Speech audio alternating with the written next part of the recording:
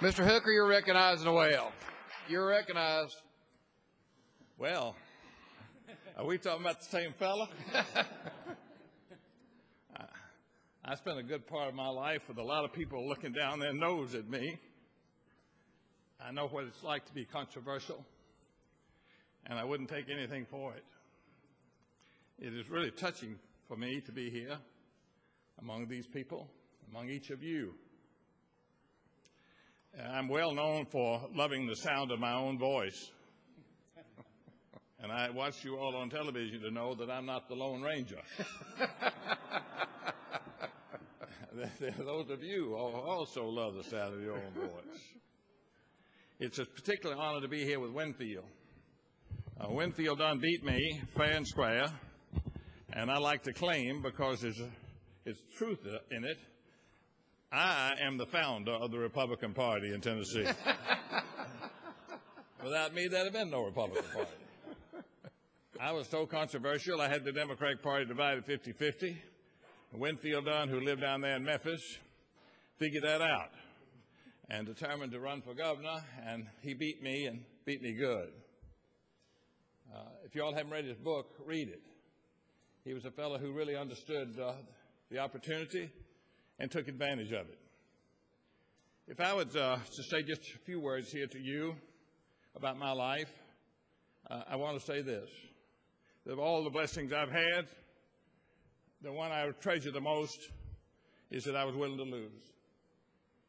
Most people don't have that gift. Most people think that you have to win in order to make a contribution, and that if you lose, that you're disgraced.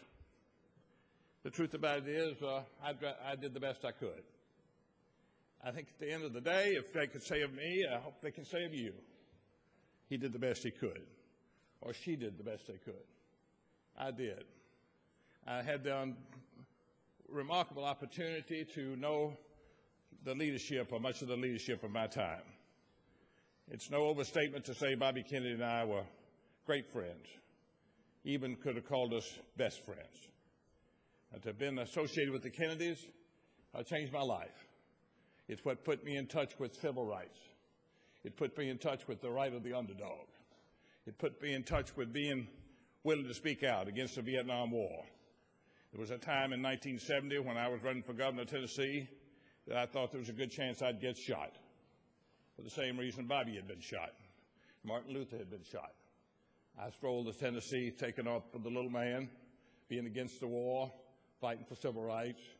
And to tell you the truth, with no disrespect, matter of fact, with all glory to Winfield Dunn, who's turned out to be an excellent governor and a really first-class human being.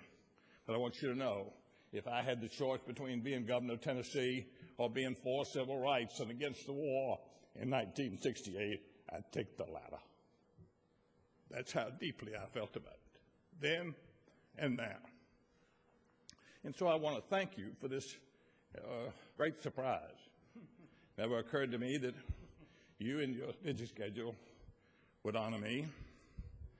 I am greatly honored. I have had the good fortune of coming from a long line of people who love Tennessee. The reason I'm so interested in the Constitution is that my son here, John Blunt Hooker, is named after William Blunt, who was the first governor of this state in the sense that he was the territorial governor. He was the president of the Constitutional Convention of 1796, and he signed the Constitution of the United States. And so when I was a little bitty fella, hardly old enough to understand, my mother started teaching me about the Constitution. The reason he is named Blunt is because in 70, I went around and bragged that Tisha and I were going to have a child, and that little child was going to be a little boy, and that little boy was going to be named after the governor of Tennessee. I thought I was going to be the governor of Tennessee. When I didn't make it, I was blessed to be able to reach back into the family and pick a family name. So he's named John Blunt Hooker. I also had a ancestor. My grandmother was a wonderful woman, my father's mother. My father was much different than me. First of all, he was an enormously gracious man, and he loved people, and he was very willing to get in a fight in the courtroom, but outside the courtroom, he was a man who never raised his voice. I never heard Doug Henry over there, been my friend, my family's friend. His father was my father's friend. I never heard my father curse. I never heard my father say an unkind word about anybody. And so I grew up his son. I didn't learn all the things I should have learned from him, but I learned to love the country and the state and law and lawyers. It's been a great pain to me to get in a fight with judges. It's not my heritage, it's not my instinct. But my great-grandfather, his name was my grandmother's father, his name was Henry Williamson from Lebanon, Tennessee. And he lost his arm at Gettysburg, and he suffered all the rest of his life. It was cut off, and he walked in the night. My grandmother used to tell me about him.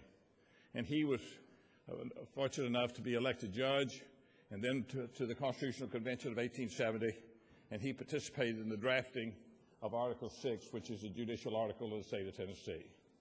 And as he interpreted, I have interpreted, and I have been involved in controversy about that. Good friends of mine on the other side, but I have done the best I could to represent my side. I'd say this about, in conclusion, that it's a great blessing to know people who care enough to make a public effort. I wouldn't take anything for my relationship with Winfield Dunn. He has been unfailingly kind to me. He has made me feel like a winner instead of a loser. He's made me feel like a peer. And for your presence here, I'm deeply grateful, Winfield. I'm very also grateful for Beth Harwell. Beth, as you know, I've been a cheerleader of yours. I hope one day you'll aspire to something that I aspired to, and I think there's still a chance. And for you, May, I'm so pleased that you would recognize me from Wilson County. I came from there. She well knows there's an old business there called the Fakes and Hooker Coal Company. My family's been from Wilson County, and I feel greatly blessed. You, Joe Sweat, I thank you so much for, I'm sure you rigged this up, Joe. Nobody else would think of this. Elizabeth, I appreciate you being here. And so you, of course, Senator Jackson. So let me conclude by saying that anything of which I am sure, and I say this to every single member of this body, that my favorite quote, and I'll just take one more second to tell you, I was walking out of the Hermitage, the home of Andrew Jackson, and walking out with Bobby Kennedy when the first time he came to Nashville, Tennessee, and he testified in an impeachment trial in which I was lucky enough to be the lawyer, or a backup lawyer. And you can imagine, at 28 years old, what a great thing it was to be a lawyer in an impeachment trial in Tennessee. And Bobby Kennedy came down here and testified. And as we walked out of the Hermitage, I asked him about his family. And he said, well, I said, tell me about your family. And he said, well, first there was Joe. And I said, where's Joe? He said, he's in heaven. And I said, well, who else? He said, well, there's Kathleen, and she's in heaven too.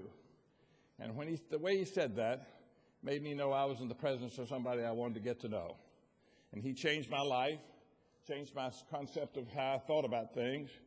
And he and I shared on that very day. I said to him, after I had gotten to know him a little bit, you know, Andrew Jackson has said my favorite quote was said by Andrew Jackson. And so probably some of you, most of you know it, maybe if you don't, but never forget it. And that is, one man, now woman, one man with courage can make a majority. If you live that with your life, even if you don't make it, you'll be damn glad you tried. Thank you very much. Thank you, Mr.